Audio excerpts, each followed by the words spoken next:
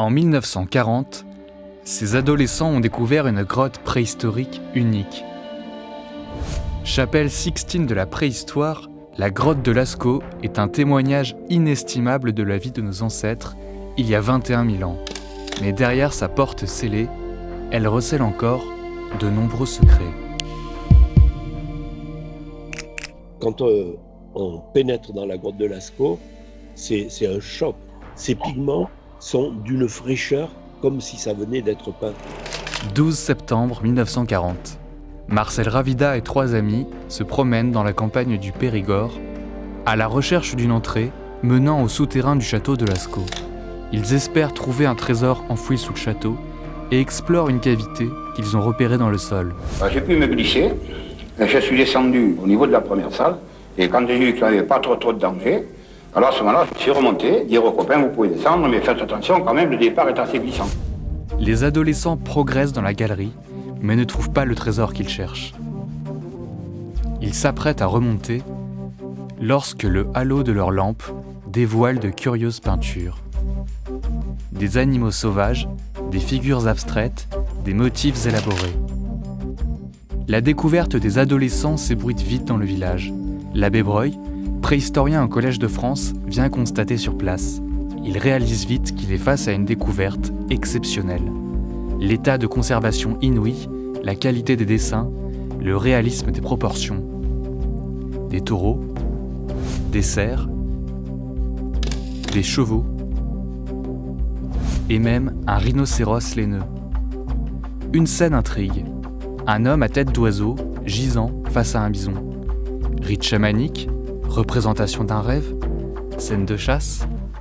Pendant toute cette période où les hommes sont chasseurs-cueilleurs, la représentation humaine est toujours soit dissimulée, soit discrète, soit composite. Un corps animal avec une tête d'homme ou l'inverse, un corps humain avec une tête d'oiseau. Il y a comme un interdit sur la représentation humaine. La grotte, d'environ 250 mètres de long, est classée monument historique dès 1940. Mais déjà, les curieux de la région s'y précipitent, touchant parfois du doigt les peintures millénaires. En 1948, elle est officiellement ouverte au public, après des travaux considérables, et reçoit plus de 200 000 visiteurs par an. Les peintures sont analysées pour renseigner sur les techniques de l'époque, crayon en manganèse pour certains contours et aérographe.